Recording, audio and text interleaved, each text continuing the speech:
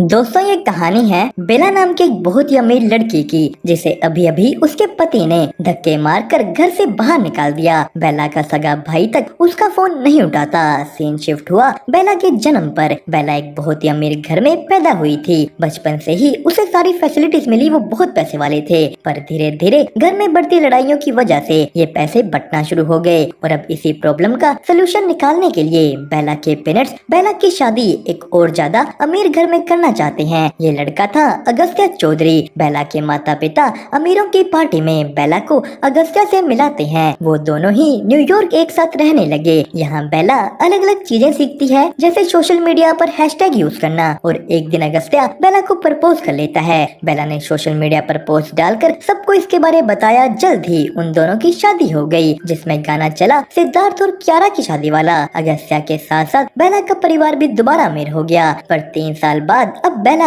अपनी शादी से बिल्कुल खुश नहीं है। वो बस खुशी का दिखावा करती, पर अंदर ही अंदर वो इन सब चीजों से बोर हो चुकी थी। अगस्त्या सारा टाइम अपने काम में बिजी रहता। वो तो बेला के साथ उसका बर्थडे तक नहीं मनाता था। और इसी बीच बेला की मुलाकात हुई एक जिम ट्रेनर प्रिंस से। वो और बेला साथ में वर्कआउट करते हैं। प्रिंस जिम ट्रेनर के साथ साथ एक टेकी भी था। उसे टेक्नोलॉजी की काफी अच्छी नॉलेज है। बेला और प्रिंस करीब आ गए तो रात को बेला गई एक पार्टी में, जहां अगस्त्या की एक कोरियन कंपनी के साथ डील होनी थी। यहाँ अगस्त्या फिर से बेला को इग्नोर करता है और जब बेला उसके पास गई, अगस्त्या ने कहा कि अभी यहाँ से जाओ, तुम्हारा यहाँ कोई काम नहीं। बेला दुखी हो जाती है और यहीं उसे दिख गया प्रिंस। पर जब दूसरी तरफ से अगस्त्या कोरियंस को अपना होटल दिखा रहा था, उन्हें दिख गए वो दोनों साथ में कुछ ही कू करते। सभी जगह ये बात फैल जाती है। अगस्त्या ने बेला को अपने घर से बाहर निकाल दिया। बेला अपने पेरेंट्स के घर गई, पर यहीं अगस्त्या की मॉम देखती है एक टीवी शो, जिसमें शो का एंकर बड़े बड़े लोगों की पोल खोलता था।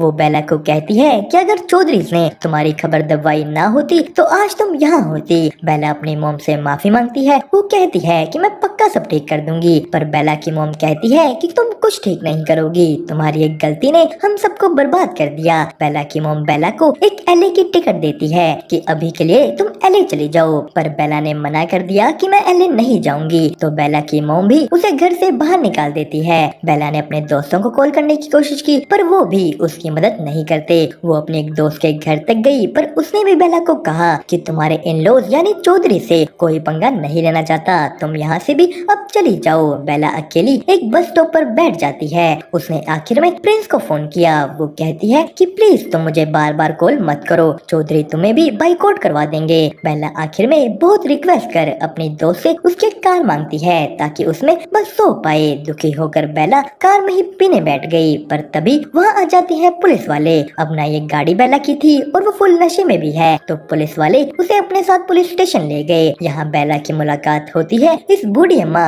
और इस आदमी से। बेला की तरह इस आदमी को भी इसके भाई ने घर से निकाल दिया था, जिसके बाद उनकी लड़ाई हुई और ये पहुँच गया पुलिस स्टेशन। तो पुलिस वाले तभी बेला को छोड़ने को राजी हो जाते हैं। उन्होंने बेला से ड्रंक एंड ड्राइव के चालान के तौर पर 10,000 रुपए मांगे। यही पुलिस वाले उस आदमी से भी 5,000 रुपए मांगते हैं, पर इसके पास इतने पैसे नहीं थे। तो बेला अपनी जगह इस आदमी के पैसे दे देती है। वो कहती है कि आप मेरे पैसों के बदले गाड़ी रख लीजिए, मेरी दोस्त बाद में आके ले जाएगी। बेला यहाँ से निकलने लगी तो तभी वो बूढ़ी औरत उठकर कहती है कि जा वहाँ जहाँ कभी न होती रात, समुद्र के पास मच्छी की बास। बेला को कुछ समझ नहीं आता। वो बाहर निकल गई और तभी उसे आया प्रिंस का फोन। वो कहता है कि मैंने तुम्हारे भाई की सिम लोकेशन ट्रैक की, वो कोरिया में नहीं मुंबई में है। तभी बेला को अपने सामने मुंबई की फ्लाइट का एक बोर्ड दिखा। उसे उस औरत की बात याद आती है। वो औरत मुंबई की बात कर रही थी। प्रिंस बेला को मुंबई की टिकट भेज देता है। उस आदमी ने बाहर आकर बेला के लिए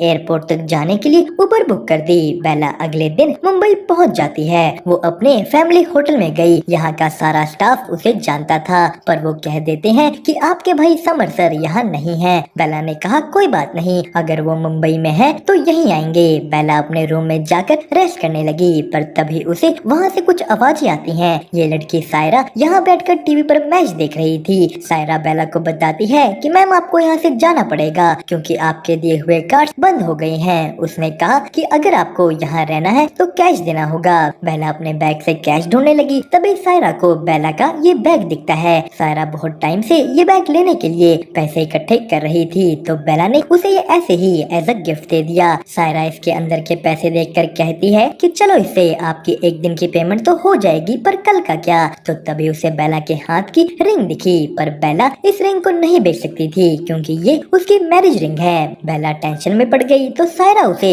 एक कमरे की चाबी देती है कि यहाँ जाकर देखो। उस कमरे के अंदर बेला का पति और भाई थे, पर वो भी बेला की मदद करने को तैयार नहीं। बेला का भाई कहता है कि मैंने न्यूयॉर्क में तुम्हें जेल तक जाने से बचा लिया था, पर अब मैं कुछ नहीं कर सकता। बेला का पति भी उसे माफ करने को तैयार नहीं। वो कहता है कि मेरी मॉम ने मुझे तुमसे शादी करने से रोका था, मुझे उनकी बात मान लेनी चाहिए थी। बेला और अगस्त्या के बीच फिर से लड़ाई हो गई। बेला का भाई समर भी अगस्त्या के आगे कुछ नहीं बोलता क्योंकि उसके लिए बेला से जरूरी बिजनेस था। वो बेला को कहता है कि तुम वोरली वाले घर की चाबी लो और जाकर वहाँ चुपचाप रहो, कोई सोशल मीडिया पोस्ट नहीं, कोई कुछ नहीं, बस थोड़े दिन गायब रहो। वो कहता है कि ये मुंबई है, तुम यहाँ नहीं रह पाओगी। अब ये सब बातें बेला ने अपनी ईगो पर ले ली। वो कहती है कि मैं मुंबई में ही रहूंगी, अपना नाम खुद बनाऊंगी। बेला अपनी मैरिज रिंग अगस्त्या को देकर बाहर निकल जाती है। बाहर होटल के सभी एम्प्लॉइज ने बेला की मदद करने की कोशिश की क्योंकि उनके बुरे वक्त में हमेशा बेला ने उनका साथ दिया था, पर बेला किसी की मदद नहीं लेती। उसे होटल के दरवाजे पर सायरा मिलती है। बेला सायरा के साथ ही निकल ली। वो सायरा के साथ एक हॉस्टल में रहेगी और रेंट का पैसा बेला अपनी पहली सैलरी से देगी। बेला ने न्यूयॉर्क में शौक के लिए बहुत सी जॉब्स की थी और एक एनिमल शेल्टर में काम करना उसका पहला काम था। बेला ने यहाँ एक ऐसे उल्लू को खाना खिलाने में मदद की जो पिछले बहुत समय से कुछ नहीं खा रहा था और तभी से बेला का फेवरेट एक उल्लू बन गया। ये पैसे उसी जॉब के हैं। बेला और सायरा एक हॉस्टल में पहुंच गए। इस हॉस्टल में वो 3 हफ्तों के लिए रह सकते हैं, उसके बाद इन्हें यहाँ से चेकआउट करके कहीं और जाना होगा। पर पहले इन 3 हफ्ते रहने के लिए भी बेला को एक जॉब चाहिए। उसने बहुत से अजीब अजीब कोर्सेज तो कर रखे थे, पर इनमें से कोई भी ऐसा नहीं था जो उसे जॉब दिला सके। सबसे पहले वो ट्राई करती है फैशन, पर इसमें सैलरी नहीं मिलती। दूसरा वो ट्राई करती है एक लीगल एसोसिएट बनना, जिसमें सबसे पहले उसे कपल का डाइवोर्स कराना था, पर बेला ने उनका पैचअप करवा दिया तो उसे इस जॉब से भी निकाल दिया जाता है। अब अपना रेंट भरने के लिए बेला को अपना एक पर्स बेचना पड़ा। बेला अपने पर्स से बहुत प्यार करती थी।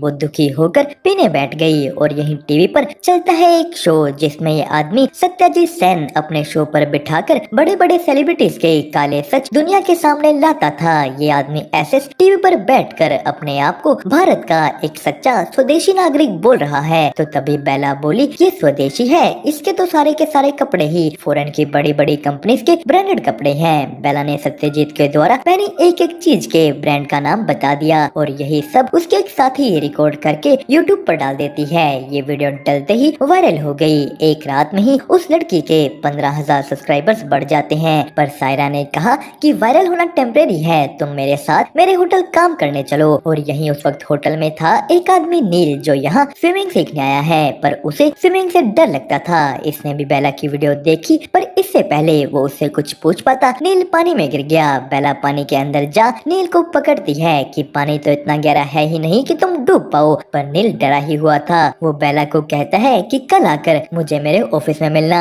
नील उसी न्यूज चैनल टीआरपी में काम करता है जिसमें सत्यजीत सेन करता है। बेला को लगने लगा कि पक्का टीआरपी वाले उस पे कोई केस करने वाले हैं। तो अगली सुबह टीआरपी के ऑफिस में भी बेला की वीडियो चल रही थी। एसएस के आते ही ये वीडियो बंद कर दी गई। वहाँ उन सबकी एक मीटिंग होती है। यहाँ हमें दिखता है कि टीआरपी चैनल में बस सत्यजीत यानी एसएस की ही चलती है क्योंकि उसका ही शो सबसे ज्यादा देखा जाता था। पर नील इस बात से खुश नहीं क्योंकि एसएस बस ड्रामा वाली न्यूज पर ही फोकस करना चाहता है, असली मुद्दों पर नहीं। तो तभी वहाँ ऑफिस में गलती से बेला की वीडियो चल गई। इसी के साथ साथ बेला भी नील से मिलने पहुँच जाती है। उसने आते ही नील से माफी मांगना शुरू कर दिया, पर नील कहता है कि ऐसी बात नहीं है, मैंने तुम्हें यहाँ इसलिए बुलाया क्योंकि तुम्हारी वो वीडियो बहुत अच्छी थी, तुम सच्ची थी। वो बेला से पूछता है कि क्या तुमने जर्नलिज्म पढ़ी है। बेला बताती है कि हाँ, मैंने सोशल मीडिया जर्नलिज्म किया है। वो यहाँ नील के सोशल मीडिया पर एक पोस्ट भी करके दिखाती है कि देखो ऐसे आप सोशल मीडिया पर वायरल हो सकते हो।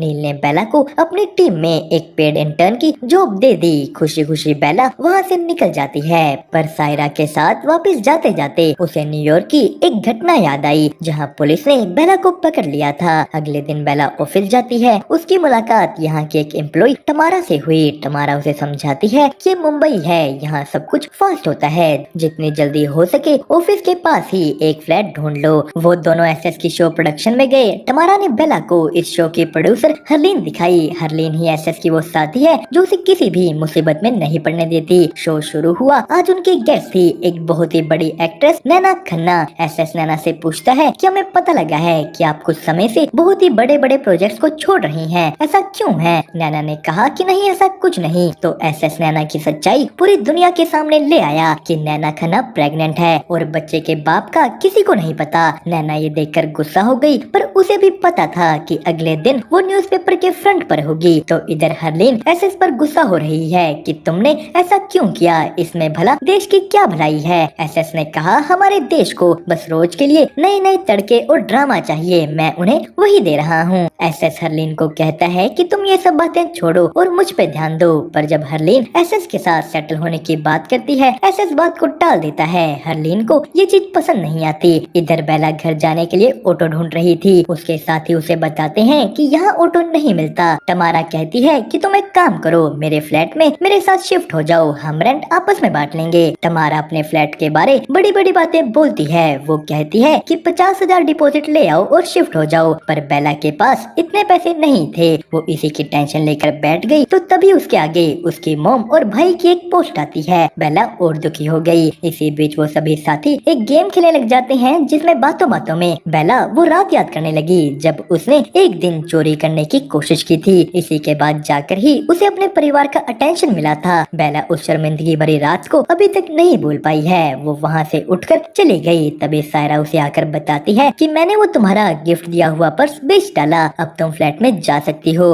बेला ने खुशी से सायरा को हक कर लिया। तो तभी उसे एक अनामिका का मैसेज आता है, पर बेला ने उसे इग्नोर कर दिया। वो अगले दिन अपने ऑफिस चली गई। यहाँ उसे तमारा मिलती है। उसने बेला को अपने घर की फोटोज दिखाई। बेला को घर ठीक लगता है, वो मान गई। बेला आगे नील के साथ एक फंक्शन में जाती है। ये एक टेलीकॉम कंपनी के मालिक मुकुल सावला का फंक्शन था, जिसे औरतों का एक बहुत बड़ा सपोर्टर कहा जाता है। उसने यहाँ एक 5G सिम लॉन्च की जो औरतों के लिए बिल्कुल ही फ्री है। वो अभी के अभी अपने पुराने सिम्स इसमें पोर्ट कराकर अनलिमिटेड डाटा यूज कर सकती हैं बिना कोई पैसे दिए। नील ने मुकुल से पूछा कि सर आप बिना कोई चार्ज लिए ये सब कैसे दे रहे हैं, इसमें आपका क्या फायदा? मुकुल कहता है कि मैं लोगों की मदद करना चाहता हूँ। औरतों के पास जब खुद के फोन होंगे, उसमें सिम होगा, फ्री डाटा होगा, तो उनकी सिक्योरिटी बढ़ेगी और उनके खिलाफ क्राइम्स भी कम होंगे। सभी औरतें ये सिम अपने फोन में डाल लेती हैं। नील और बेला एक बीच पर पहुंच गए। यहाँ नील बेला को वड़ा पाव खिलाता है। बेला को वड़ा पाव बहुत पसंद आया। वो दोनों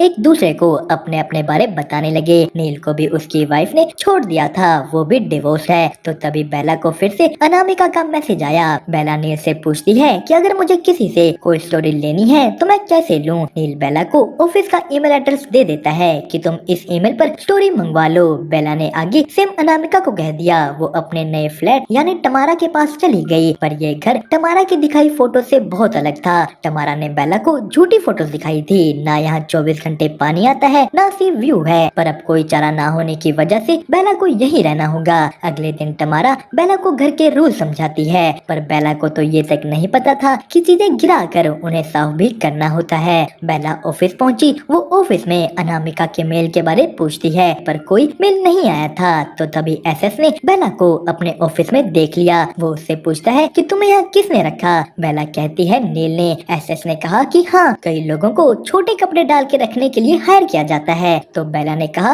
कि हाँ, शायद पूरे ऑफिस का यही हाल है। एसएस फिर से अपनी बेइज्जती कराकर चल दिया। बेला के साथी कहते हैं कि अब तुम एसएस से बचकर ही रहना। बेला को एसएस के शो के टाइम टेलीप्रॉम्प्टर पर बैठना पड़ता है और वो यहाँ भी कर देती है एक गलती। उसने जी की जगह 11 लिख दिया और एसएस लाइव शो पर चाइना के प्रेसिडेंट का नाम गलत बोल देता है। वो बेला से और ज्यादा चिढ़ गया। तो तभी बेला को एक बेनाम लेटर मिलता है जिसमें एक पेन ड्राइव थी। तमारा और बेला जाकर पेन ड्राइव में आई वीडियो देखते हैं। ये वीडियो एक एक्ट्रेस की थी जो अपना असली नाम तो नहीं बताती, पर उसने कहा कि बेला, मुझे तुम पर भरोसा है कि तुम सबके सामने सच लाने से पीछे नहीं हटोगी। तो उनके घर की बेल बजती है। बाहर सायरा आ चुकी थी। वो बताती है कि मुझे हॉस्टल से निकाल दिया गया है, तो क्या मैं यहाँ रह सकती हूँ? बेला और सायरा किसी तरह तमारा को मना लेते हैं। वो तीनों वीडियो देखने बैठ गए। वीडियो में एक्ट्रेस कहती है कि मैं 11 साल पहले एक छोटे शहर से मुंबई आई थी, जिसके बाद मैंने जल्द ही अपना नाम भी बना लिया, पर पिछले साल मैं एक फिल्म शूट के लिए लंदन गई थी। तो तभी उनके दरवाजे पर फिर कोई आया। ये प्रिंस था।